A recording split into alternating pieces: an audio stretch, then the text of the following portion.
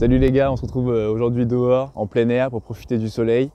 Il fait un peu froid, mais bon, on peut pas tout avoir pour l'instant, on est encore en hiver, donc on profite pour l'instant simplement du soleil, c'est déjà pas mal. On va parler un petit peu du full body. Le full body, cette fameuse méthodologie d'entraînement dans laquelle tu vas utiliser tout ton corps lors d'un seul entraînement.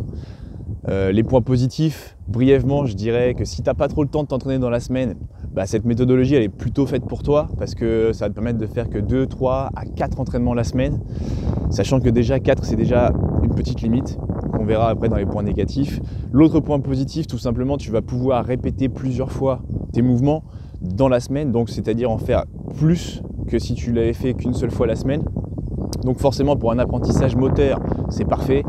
Pour un apprentissage technique ou une comment on peut appeler ça, une progression technique, c'est parfait aussi. Ça se marie très très bien avec ça.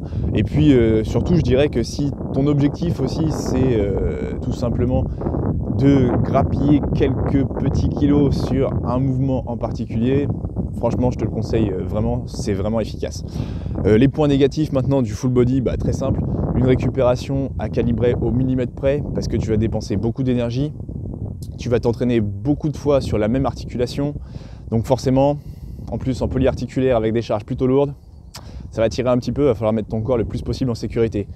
L'autre point négatif, c'est que tout simplement tu vas vite arriver à une certaine limite parce que tu ne peux pas t'entraîner non plus pendant 6 heures. Faire tout le corps, ça prend beaucoup de temps. Faut compter sur un full body qui a une bonne intensité avec une bonne méthodologie d'entraînement. Faut compter entre, je dirais, 2 heures et 3 heures d'entraînement pour vraiment faire tout le corps bien. Donc forcément, il va falloir prévoir un petit peu de temps au détriment du temps dans la semaine, et tu auras du temps dans ta séance. Et puis voilà, je pense qu'on a fait le tour. Je vais vous montrer mon full body actuel parce qu'actuellement je suis en full body. Je vais vous montrer ma séance A. Si ça vous intéresse, je vous balancerai ma séance B sur les réseaux sociaux, donc Instagram, Facebook. Et puis voilà, petit booster. Et puis on est parti, on va se changer. Allez, let's go!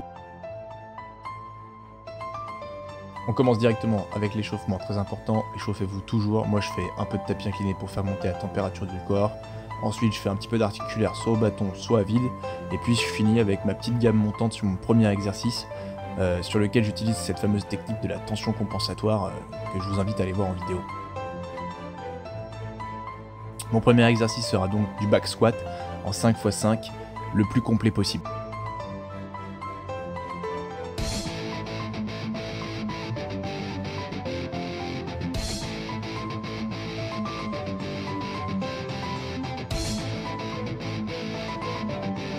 J'enchaîne directement avec un petit peu de presse, où ici je vais passer plutôt sur une fourchette de répétition un peu plus haute, donc 10 à 12 répétitions pour être un peu plus sur de l'hypertrophie. Le dossier est incliné au plus bas possible pour ouvrir la hanche le maximum possible et engager le plus possible sur les quadriceps.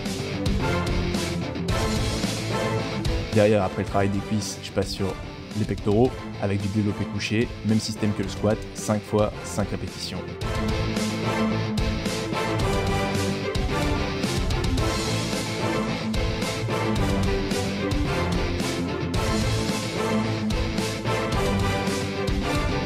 Exercice que je complète avec du butterfly, même système que pour la presse, un peu plus sur de l'hypertrophie, donc 10-12 répétitions avec une bonne tension dans les pecs.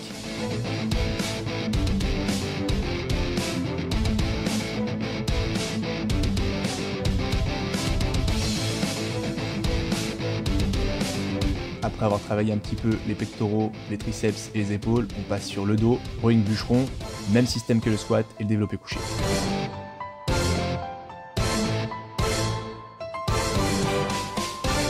J'enchaîne directement avec le même système toujours, 10-12 répétitions sur un second exercice.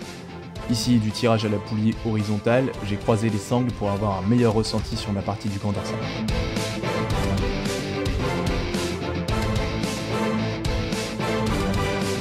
Fini avec un petit peu d'épaule, un drop set élévation latérale, avec ici 3 petits mouvements en haut avant de redescendre.